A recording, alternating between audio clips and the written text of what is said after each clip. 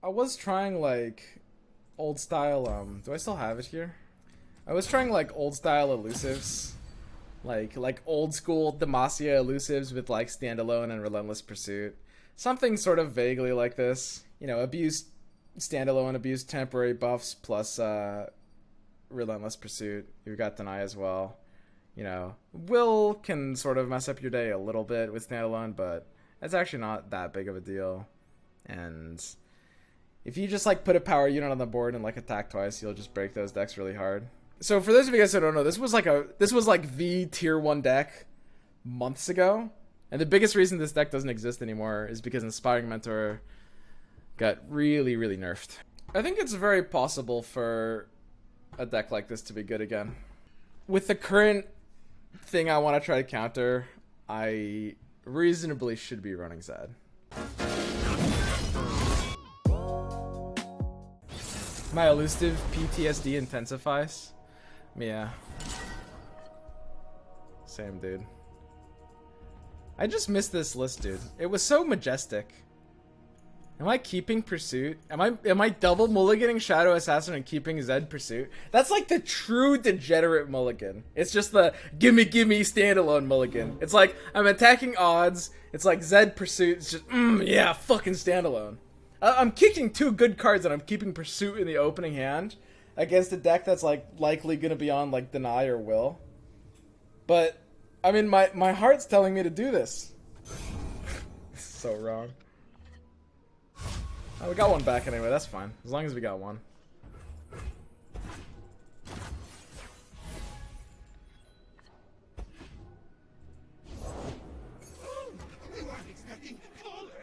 Okay.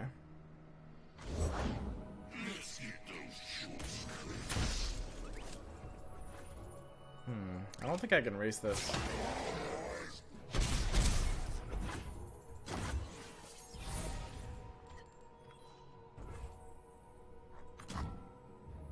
I think I lost, guys. Also, what's this doing in my deck? We shall not rest until all betrayers pay. They won't suffer long. I think I already lost, dude.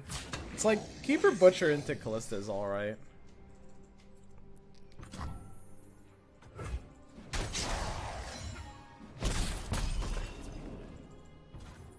There's something about there's something about Zed that's just so cozy to me. Silent as death. I mean, Scout looks okay here. I'm not keeping Deny open. I don't need to keep Deny open. He has 2 mana though. I don't know. He's kind of like jamming me up for like 8 though, yeah. I mean, potentially. Oh, thank God it's only 4. That would have been really awkward if he just decided to attack me there, huh?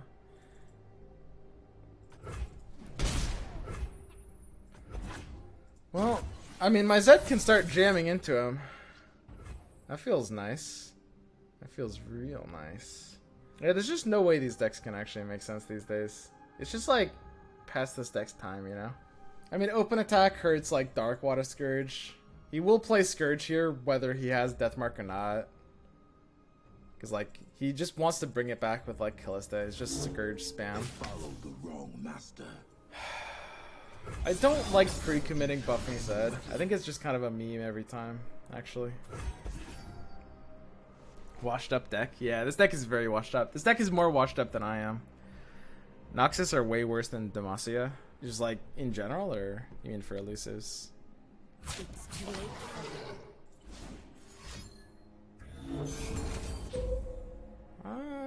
Looks like a pretty valuable deny. I'm digging it. Looks good to me. I'm pretty happy to take a pursuit here.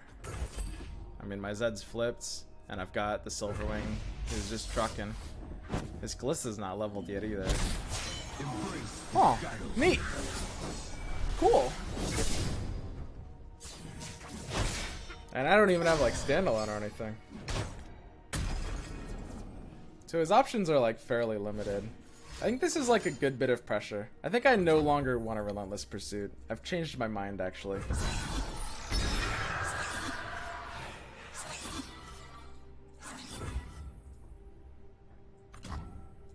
Thank God he did that first, huh? My life for the order. I mean, if he open attacks, I mean, I kind of want to just like throw these out as blockers, honestly. Anyway, right? Kind of have all right blockers.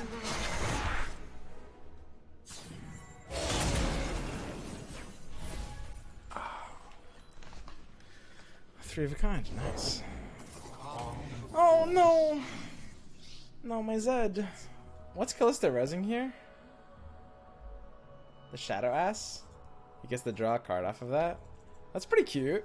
I mean, my goal is to stay alive here and just kill him next turn with my Relentless Pursuit and Triple Blade Scout, right?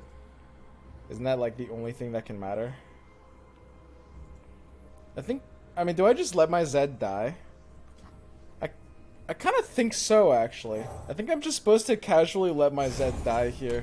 I mean, like, why even protect units that aren't elusive? This guy's gonna get jaborted until it just, like, he's gonna thresh into Zed and he's gonna be like, oh yeah, take that. And I'm like, what? Imagine even protecting a unit that just gets blocked. Like, what's the point? Oh yeah, Butcher over Shadow Ass. True, true. Yeah, this looks good. It's like, we're out of double mark range even. Cute.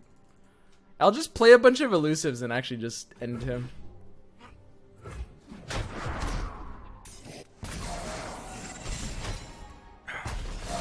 Seems good, dude.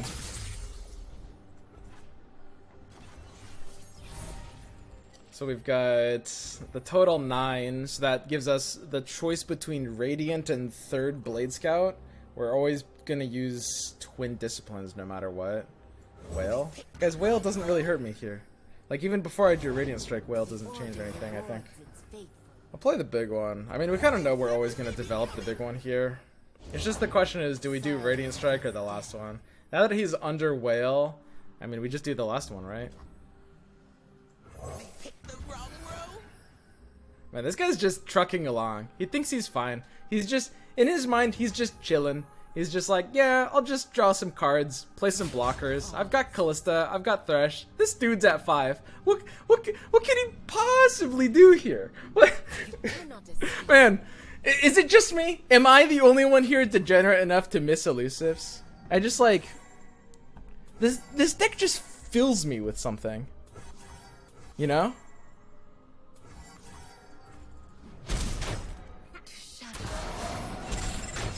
This guy's like, oh yeah, I've leveled my Thresh. I'm chilling. I've got 2 leveled champions. Hey, he's at 5.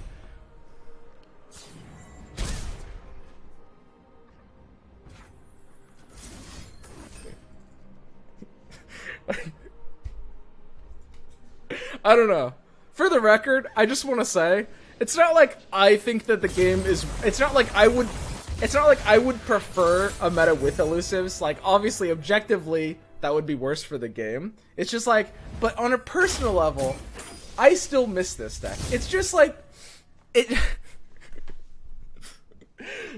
Not even Shen emote. Yeah, exactly. That's how you get your opponent off of Shen emote. You just play like elusive, no block, and you're good. Honestly, why did people stop playing this list? It's just a really scummy list. I miss it.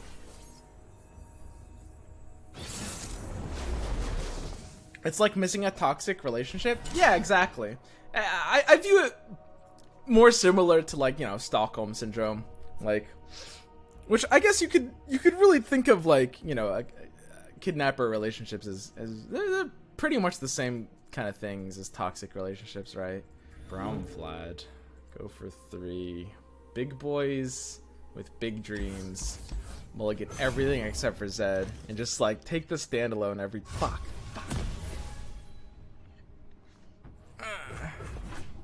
Oh well, that's fine.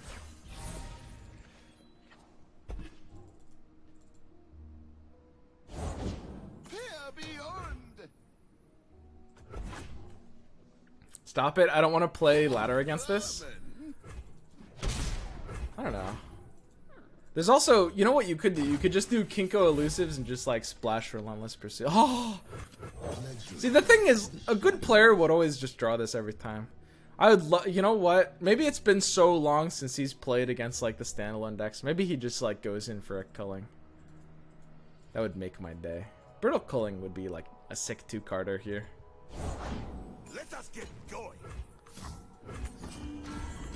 Okay. And so it begins. It's just like, do you guys remember? Some of you guys actually started playing this game only a bit recently. Imagine this deck basically in like every matchup. Imagine like, instead of like Karina, it's just this deck where it's just like, you play something big on 3. It's like Zed standalone, just get in multiple attacks. You guys don't know what you're missing. You missed the greatest meta that Runeterra will ever see. It's already peaked. It's only downhill from here. The golden age? Exactly. It truly was the golden age of net decking. I don't carry change. To attack. Okay. I will not play anything. Your attack here looks bad, my friend. My attack, on the other hand, my attack looks great. It's just Big Zed.